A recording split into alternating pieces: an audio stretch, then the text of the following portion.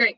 So once again, thanks everyone for being here tonight. We're very excited for our speaker this evening. I'm incredibly excited to introduce Rikke Næsborg. Hopefully I pronounced that without butchering it too badly. And this is our last speaker presentation of 2022. So happy December. Dr. Rikke Næsborg is joining us tonight to explore the results of two separate research studies of epiphyte communities in the northern and southern portions of the Coast Redwood range. Rikke is the Tucker Lichenologist at Santa Barbara Botanic Garden and curator of the garden's lichenarium. She earned her bachelor's and master's degrees at the University of Southern Denmark, and then went on to earn a doctorate in systematic botany from Uppsala University in Sweden. She has been a resident of California since 2011, working on various research projects throughout the state. And a little fun fact, although Rikke is terrified of cliff edges, she's very comfortable climbing trees over 300 feet tall, which is good for your research. And so with that, it is my absolute pleasure to turn it over to Dr. Næsborg. All right, thank you very much. Can you all see my screen now? Yes, it looks great. Okay, good. And you sound good too. Thank you very much. Sorry? And you sound good too. Good. Thank you very much for having me talk here today. I'm going to talk about my research looking at tiny critters on giant trees. And I'll start out by introducing you to the players. The first player is Coast Redwood, or Sequoia sempervirens. And redwoods, they used to occur all over the northern hemisphere. The oldest fossils we know of, they're more than 200 million years old. But you probably all know that redwoods do not occur all over the northern hemisphere anymore. Rather, they are now hugging the coast of California from just north of the Oregon border and down to just south of Big Sur.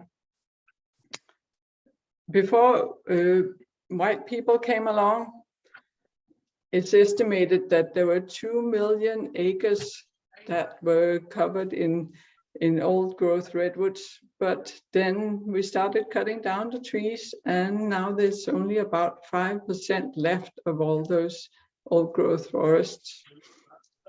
Redwoods, they can get really old.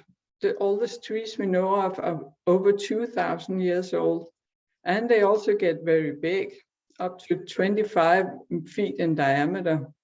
But you probably know that redwoods mainly are known for being really tall. In the north, the trees are routinely more than 330 feet tall. And the tallest redwood we know of is just about 380 feet tall. And that can be somewhat difficult to comprehend. So I have a comparison for you. Here we have the Statue of Liberty with the tree next to it, the tree that's as tall as the tallest tree. And you can see that the tree wins that competition. But this is not a very realistic drawing of the old redwoods, so I have a little better drawing here, a very realistic drawing of old redwoods trees. And you should note the people here at the base of the trees for comparison. They're drawn to scale. So these are really big trees. So I already told you how the redwoods occur along the coast of California. And the coast of California is also an environmental gradient. We have more rain. Here in the x-axis, we have latitude going from Southern California to Northern California.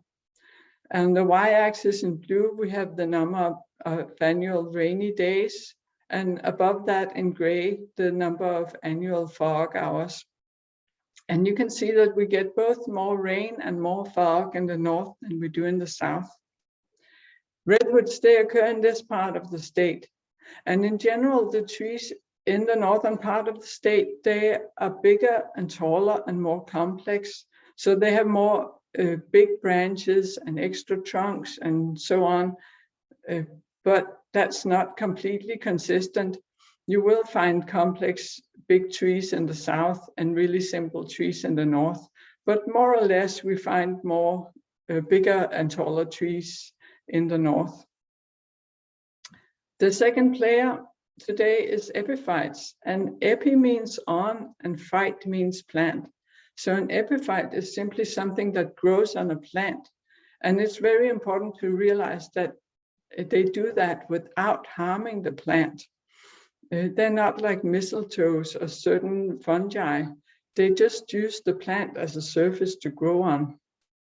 In this talk, I'm going to focus on 3 kinds of epiphytes: vascular plants, which, since you are members of the Native Plant Society, I'm sure you're all familiar with these.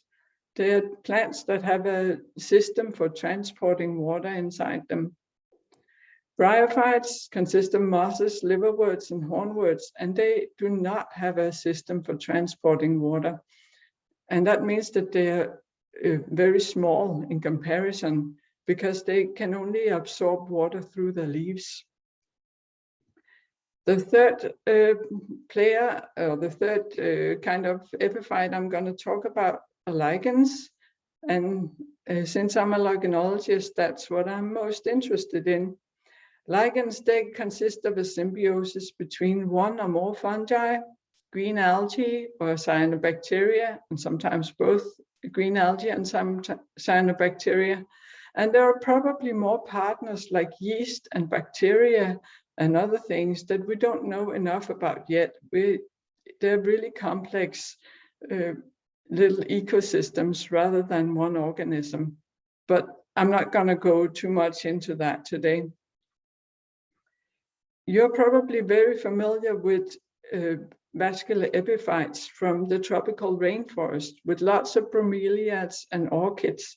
But you'll see that vascular epiphytes, they're not restricted to the tropics. Bryophytes, they're a little bit more common, visible epiphytes in our surroundings, perhaps not quite to the extent you see on these photos. But if you go up north, for example, to Washington State, you will find trees that are so covered in bryophytes. And lichens, they're a little bit more obscure and less easy to spot because they're often very small. One exception, there are several exceptions, but one is the lace lichen, or California state lichen, which can have strands that are up to 3 to 4 feet long. And you have probably seen it draped over branches, oak branches, a little bit inland from the coast. It's pretty common here in our area. So you may wonder, why would we want to study epiphytes? And considering how tall the redwood trees are, how do we do it? Well, I'll answer the last question first. We climb the trees and then we examine everything that grows on them. These photos are from a bioblitz in Muir Woods National Monument north of the San Francisco Bay Area in 2014. And I should probably explain what a bioblitz is. It's an event where researchers and students and amateur scientists, they get together and they try to put names on as many species as they possibly can in those 24 hours a bioblitz lasts. My husband and I, we spent one day climbing one Douglas fir, and we found 57 species in this one tree. Save the Redwoods League was a big part of arranging this bioblitz, and they later contacted me to do a lichen survey in all of Muir Woods. So I visited the monument 6 times, and I walked all over the place to register as many lichens as I could, but I didn't climb any other trees. And sure enough, many of the lichens I found were the same as the ones I found in the Douglas fir. But there were also several species that we found in one single tree that was not found on the ground. For example, Old Man's Beard here had only been registered once before in Marin County. And tree coral lichen is only known before we found it in this tree from Mendocino County and north of there. So as you can see, if we don't climb the tree, we're going to miss out on a lot of species, especially the rare one, because they're less abundant and they're less likely to make it down to the forest floor. But why is it that epiphytes found in different parts of the tree. Well, this is because of something called the similar gradient hypothesis, and it's pretty important, so I'll spend a little time explaining it. Because epiphytes, they're similarly organized along different environmental gradients. And these gradients are the age of the forest, the wetness of the forest, and the height in the tree. And here on the x-axis, you can see on the left, we have old forest, wet forest, and base of the tree. And on the y-axis, on the right, we have young forest, dry forest, and the top of the tree. On the y-axis, we have the dominance of the different species groups. And as we move along the x-axis, going from old forest and wet forest and base of the tree, there we'll find an abundance or dominance of bryophytes. Then as we move on to a little bit younger forest and not a little bit drier forest, maybe halfway up the tree, we'll start finding cyanolichens. And those are the lichens that are associated with cyanobacteria. And up in the top of the tree, in the very young forest and in dry forest, we usually find a dominance of chlorolichens, which are the lichens that are associated with green algae. The different environmental factors, they of course influence each other. So you won't find the same exact species composition in old wet forest than you will in old dry forest. But in general, the species will be dominating in along these environmental gradients. So now we can go on and link the two players, the epiphytes that are growing on the redwoods. And it's often assumed that redwoods do not have very many epiphytes. And I think that's because when we walk around in the redwood forest, we only see a very small part of the trunk. And that small part of the trunk does not have very much diversity, especially if you compare that with other tree species like big leaf maple that seem to be dripping with both lichens and bryophytes. So my husband set out to examine if that was really true, if there wasn't very many epiphytes on coast redwoods. So he, 15 years ago, did a study of coast redwood epiphytes in the northern part of the species range. And he climbed 9 old redwood trees in 3 old growth redwood forests, as you can see here on the map, very close to the Oregon border and a little bit further down. He found a total of 195 epiphyte species, and that included 137 lichens, 28 bryophytes, and 30 vascular plants. And you may not know if this is a lot or normal or just very few compared to other tree species. You may not be so familiar with the epiphyte literature, but I have assembled a graph here to show you.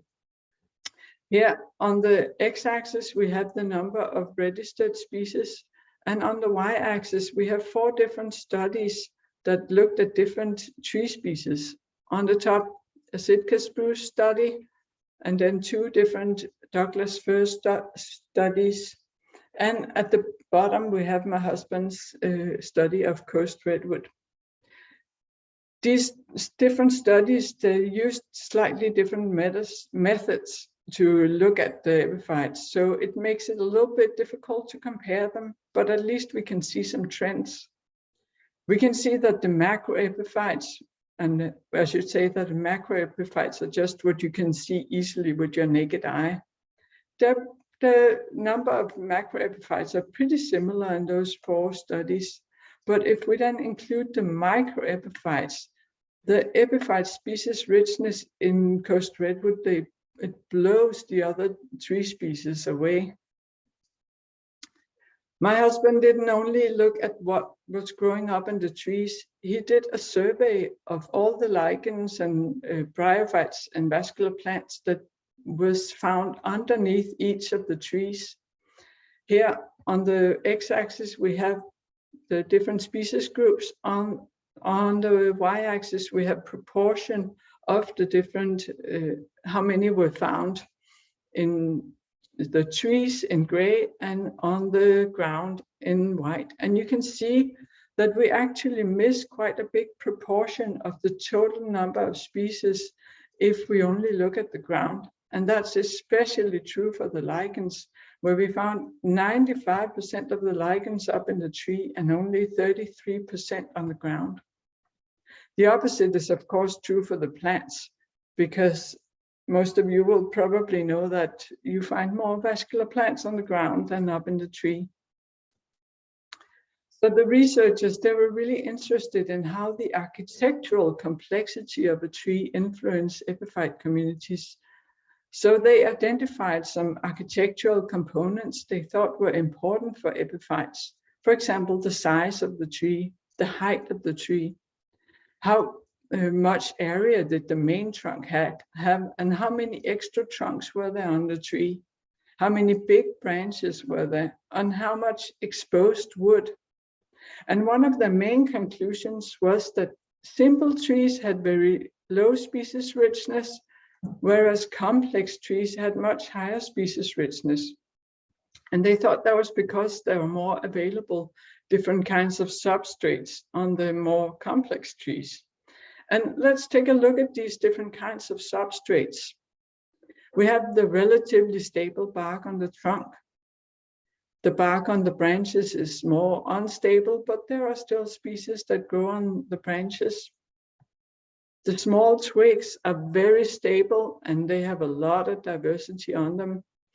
And the same is true for the exposed wood. That's also really stable, and there's a lot of species that grow on exposed wood.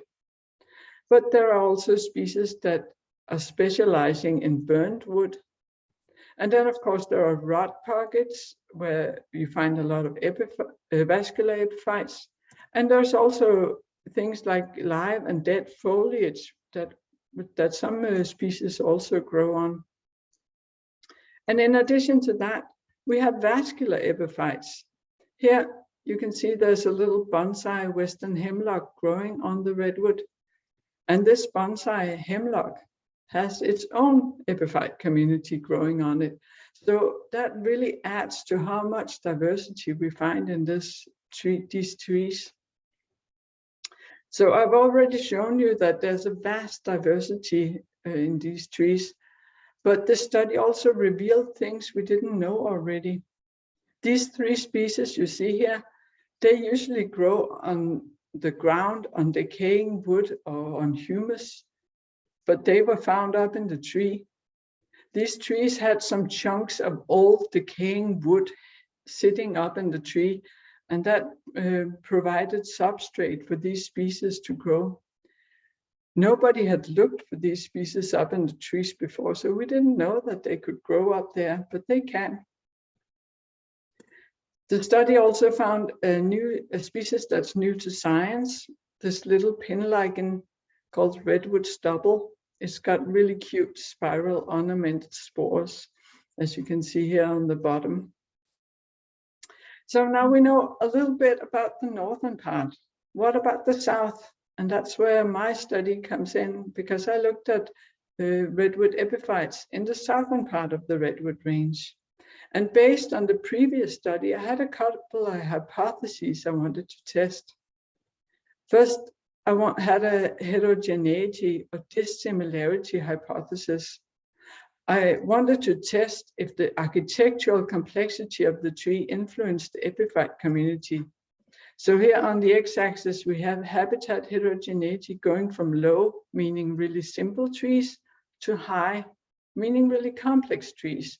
And when I talk about habitat, I should mention that that means that you're seeing it from the epiphyte's point of view. So it's the habitat within one single tree. On the y-axis, we have species richness going from poor to rich. And based on the previous study, I expected to find the highest species richness in the highly complex trees. My second hypothesis combined tree complexity and moisture.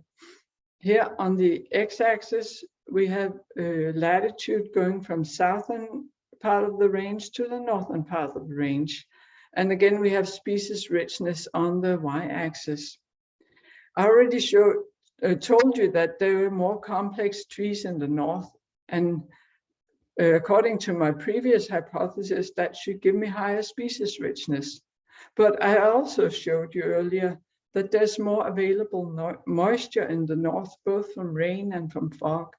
And since all species require water in order to survive, I thought that would also lead to more species richness. So overall, I thought that I would find more species richness in the north than in the south. So I worked in 15 old redwood trees in 3 old-growth redwood forests, as you can see here, and I have added the parks in the north just so you can orient yourself. I found a total of 222 epiphyte species, and that's pretty similar to the 195 they found in the north, but the different species group were distributed quite differently. I found 208 lichen, where they found 137 in the north. I found 12 bryophyte species versus the 28 they found in the north. But I only found 2 vascular epiphyte species, and they have found 30 different species growing up in the trees in the north, so that's really different. I'm going to talk a little bit more about what's going on here later, but first I'd like to take you on a little tour on the parks, starting out in the south in Pfeiffer Big Sur. Here the trees were smaller and shorter. My tallest study tree was about 233 feet tall. And here you can see the view from the top of one of these trees. This park had very few epiphytes, as you can see on this branch. And I should maybe explain the perspective you're seeing here. I'm hanging on a rope that's attached to the main trunk that you see here. There's a big branch going out, and it ends in another trunk, actually in 2 different trunks. And that is very, very common for redwoods to have extra trunks going out from big branches. I only found 3 macrolichens, and the rest were tiny crusts. I only found a total of 36 epiphytic species in 5 trees. That included 31 lichens, 4 bryophytes, and 1 vascular plant. And we can actually see the vascular epiphyte right here. Let's zoom in on that because that's pretty exciting. It was actually an epiphytic coast redwood I found. Now you may say, how can I tell that's an epiphytic redwood? Why is it not just another branch? Well, you may know that redwood leaves had different morphology depending on where in the tree they're found. At the tree base, the leaves are really relaxed and broad and flat. And in the tree top, the leaves, as you go up in the tree, the leaves get more and more compressed and more all-shaped. If you then compare this branch with this schedule, then you can see that it looks more like something in the middle of the tree, which is exactly where we find it. You can see we are around 47 meters. Whereas this little epiphyte that grew from a seed, it has very relaxed and flat leaves like at the tree base. And the reason why we have this difference in the leaves is because when you grow from a seed, you only have to pull up water very short distance up to your leaves. Whereas as you get higher up in the tree, the distance that water has to travel is much further, and that really changes the shape of the leaves. So I'm absolutely convinced this is an epiphytic redwood. And it's actually a really, really cool find. All the trees I have climbed, I have only seen one other epiphytic coast redwood, So it's a pretty rare sight to see. Moving on to Big Basin Redwood State Park. Here the trees are much taller and also much bigger. The tallest tree I climbed was just shy of 328 feet. That's about 95 feet taller than the trees in Pfeiffer Big Sur. And here is another view from the top of one of these trees. Big Basin had a lot more epiphytes, as you can see from these photos. They're almost dripping with lichens on all the branches. And I found a total of 179 epiphyte species that included 170 lichens and 9 bryophytes. And one of the reasons why we find so much more is, for example, on the twigs. The twigs, richness on the twigs is just making such a huge difference. I'm going to estimate there's probably 10 to 15 species on this one twig. So I could easily spend one full day trying to identify everything that grew on one twig. I also found some really cool things in Big Basin. This uncommon suit lichen. It's usually found on pine twigs, but I found it up in one of the trees. I also found and described one species that's new to science on the coarse bark of redwood trunks. So that was really cool. Unfortunately, since I climbed the park in 2015, the CCU lightning complex fire burned through most of the park in 2020. And it was a really hot fire that went all the way up in the crowns. And while many of the, or even most of the trees may have survived, I don't think the epiphyte communities have. I think it'll probably take decades before the epiphyte communities are back, if they ever will come back the same way they were. So that's pretty sad to see. Going on north to Armstrong Redwoods State Natural Reserve. Here the trees are also pretty big and tall. Here's the price for an Armstrong wood named after Colonel Armstrong.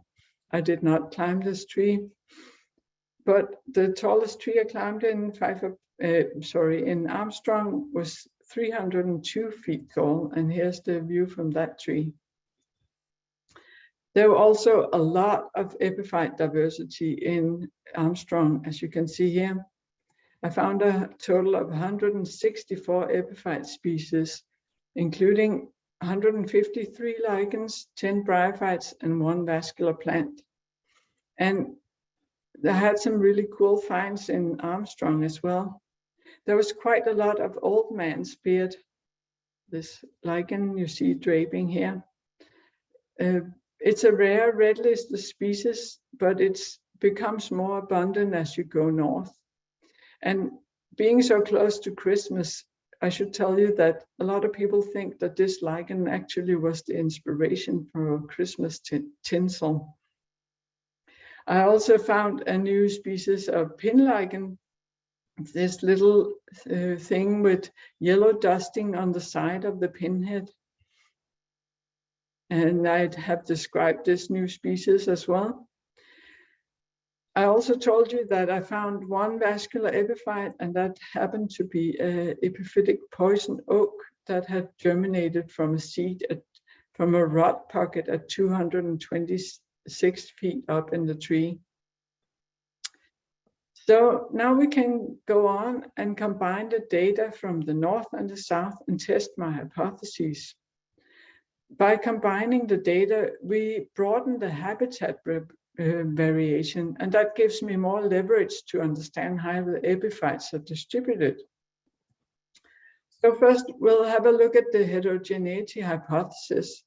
I created an index of habitat heterogeneity or structural complexity of the trees, and you only need to know that a score of 1 means that a tree is really complex, whereas a score of 0 means that it's a very simple tree, more or less like a Christmas tree.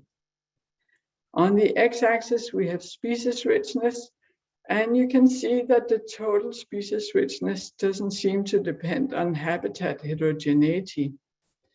Each point here represents one tree.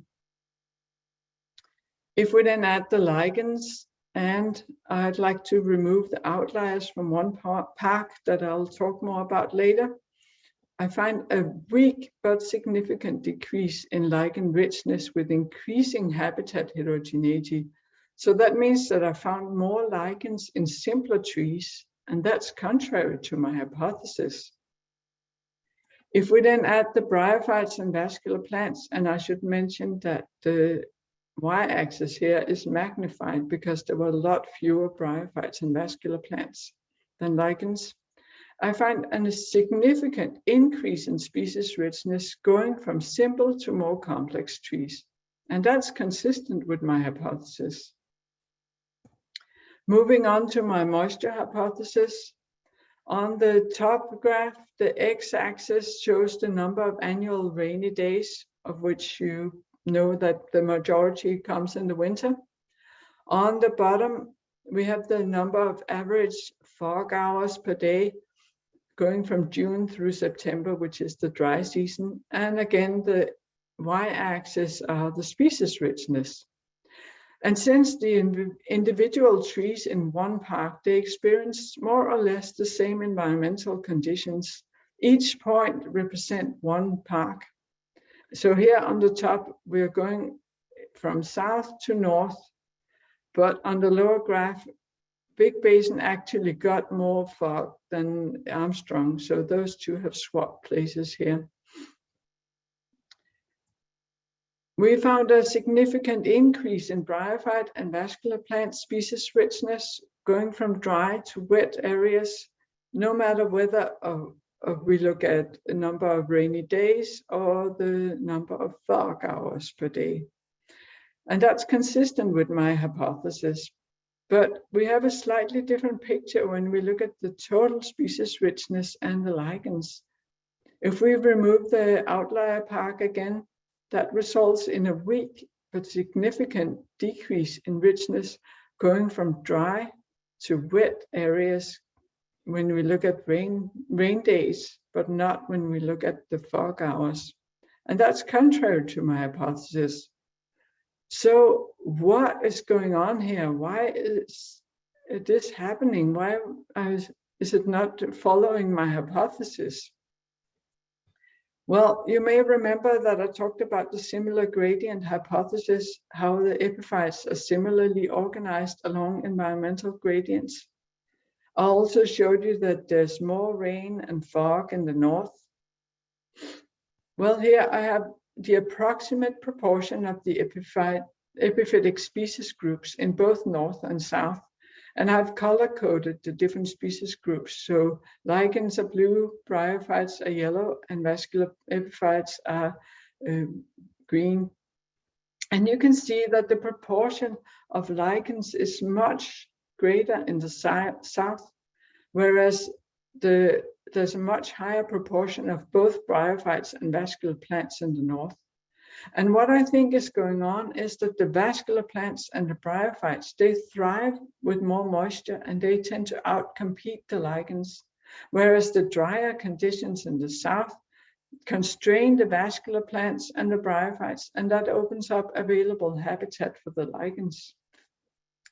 Another possible explanation could come from vascular plants, because it's well known that where components of northern flora meet with components of southern flora, they create extremely species-rich floras right where they merge. So perhaps the same is true for lichen flora. At least I found a lot of lichen diversity in these two parks. So I showed you that I have the highest number of lichen species richness and also total species richness in two of the southernmost parks.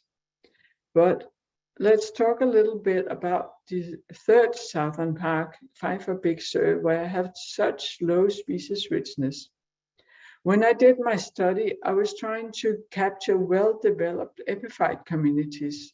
And when you want to capture well-developed epiphyte communities, you want to look at something that's trees that's mature, because it takes a while for epiphyte communities to really develop. And the biggest and most mature trees in Pfeiffer Big Sur were situated in the campground. And what do people do when they are camping? They tell stories about around the campfire, and campfires, they smoke. This photo is from Pfeiffer Big Sur, and you can see the campground is inside the redwood grove. Lichens, they're known to be very sensitive to air pollution. And when I worked there, I constantly smelled smoke when we were in the trees. And this constant exposure could maybe explain why we found so few epiphytes there. Another possible explanation could be the landscape position of the park. In between the ocean and the park, there's the almost 2,000 feet tall Pfeiffer Ridge, and that probably blocks rain and fog to some extent. So maybe it's just too dry in Pfeiffer Big Sur. Well, I'll finish off with some important conclusions. Old big redwood trees have extremely species-rich epiphyte communities because they have so many different kinds of habitats in them. But we have also seen the lichen species richness seen over the entire redwood range does not seem to depend on the structural complexity of the tree, but rather it seems to be indirectly affected by the climatic factors such as rain and fog. More moisture promotes more vascular plants and bryophytes, and they tend to outcompete the lichens, whereas the drier conditions we find in the south open up habitat for lichens. And finally, we have found some really cool things, such as an epiphytic redwood. We have found species that grow in different locations, for example, up in the tree instead of on the ground, and on different substrates than where we usually find them. And we have also found 3 species that are new to science. In other words, the more we look, the more we learn, especially when it comes to tiny little species like these. And with this, I'd like to thank Save the Redwoods League for funding my work, the parks for letting me work there, and of course my helpers, without whom I couldn't have done the work. And I'd especially like to thank you all for listening. And with this, I'll take any questions you might have. Wonderful. Thank you so much, Rikke. I always lament the fact that we can't have like some real applause and show our gratitude in that way in this format, but I really appreciated that. That was just wonderful. So yeah, folks, I invite you to drop questions in the chat. If you feel compelled to raise your hand and come off mute and ask a question, that's also welcomed. And I think we got one maybe here right away. Oh yeah, more of a comment, but but any questions would be welcome. The comment here is fire history between northern and southern range of redwoods. Oh, I lost it. Hang on. Sorry, more people started dropping comments right as I was reading and I lost it. Okay, fire history between northern and southern range of redwoods. Seems like fire complex might create more complex structure. It's not exactly a question there, but do you have any thoughts on how fire would affect the complexity of the structure in a redwood forest, or just based on your observations? Have you been I would say that observations? I would say that the fire, if it's not too hot a fire, would definitely create more complex structure. But if a tree burns repeatedly, it's less likely to be able to survive. So we see much more evidence of frequent fires in the south than we do in the north. There are some forests up in the north where the fire return frequency is like 500 years. And there are other forests where we have evidence of every 10 years maybe. So it really depends on the precision of the forest, and yeah, there's a lot of factors that weigh in, really. Yeah, for sure. I just am a little curious to know where you're going to take your research next. Do you, with so many cool discoveries and the new, the new to science species, do you anticipate continuing to climb trees and document the epiphyte diversity? I really hope so. I still have to get this paper out, because it turns out that it's a little difficult when you get a new job to get the old papers out. But I would really like to do a similar study in the giant sequoia. Nobody has ever looked at what grows on giant sequoia, and I absolutely love giant sequoia. That's so cool.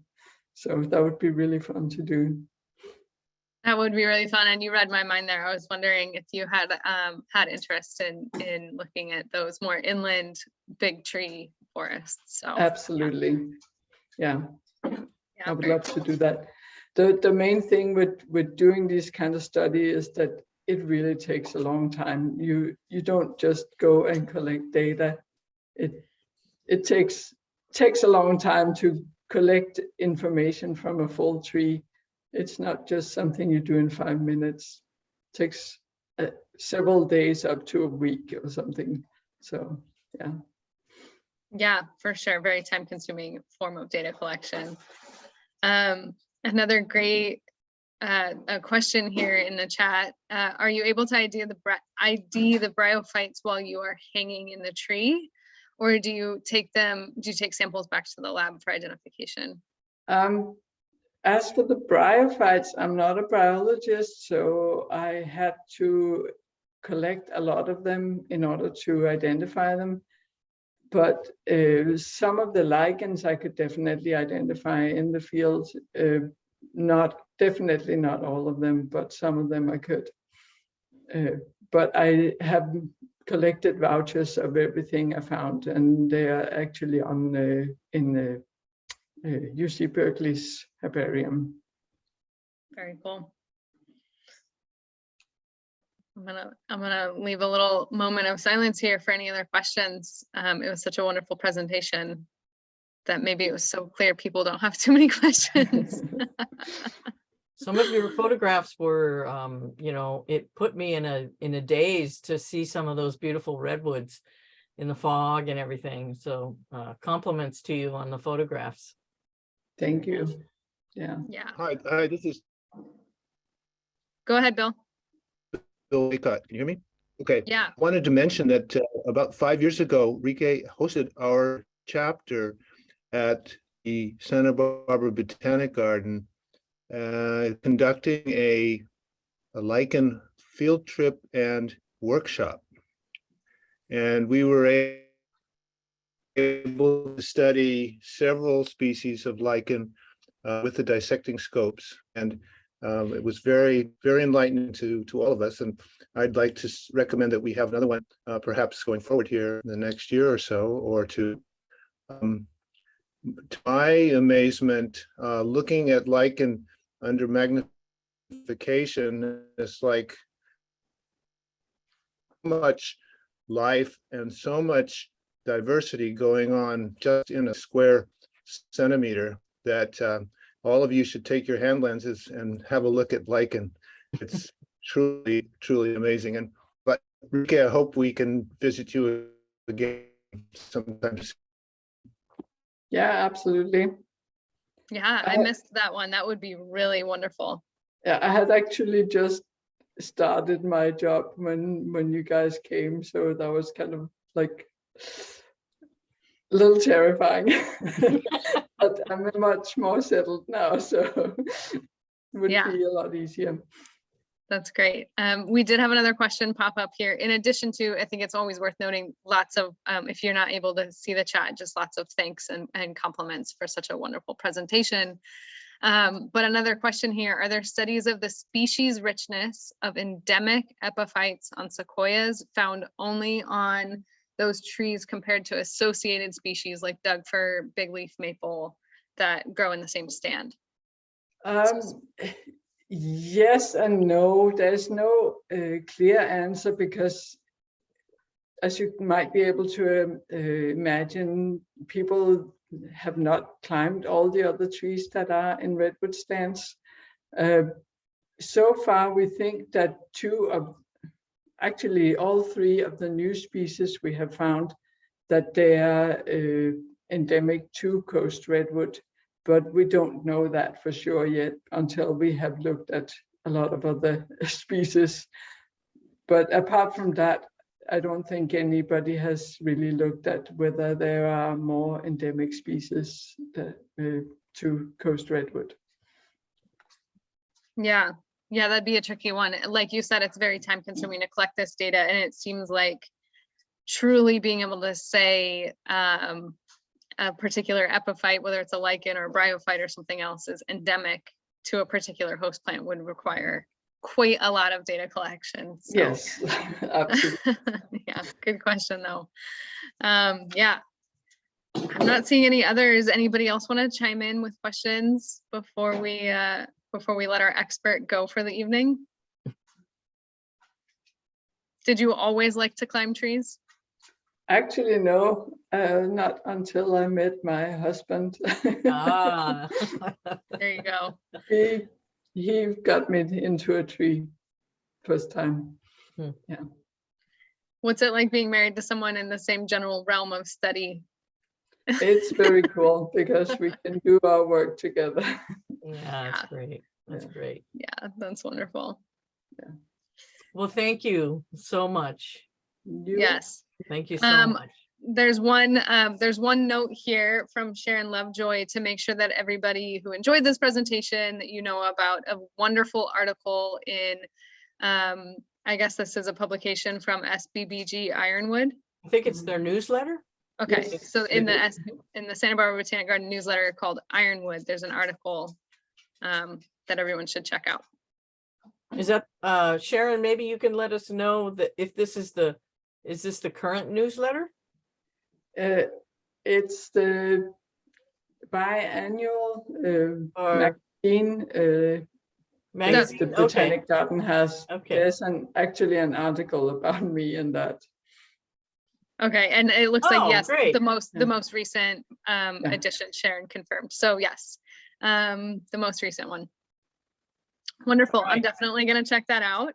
I am enthralled with this, and I can't wait for a field trip down to Santa Barbara Botanic Garden to do a little workshop with you. That would be great. So. All right. Okay, well, thank you so much, Rikke, for joining us tonight, and to everyone for chiming in. It was a pleasure having you all here tonight. And we'll see you in the new year. So happy holiday season. Yes, from me also, from the entire board, I'm sure, of CNPS SLO. Happy holidays to all. Yeah. Okay, thank you so much, everyone. Have a great night. All right.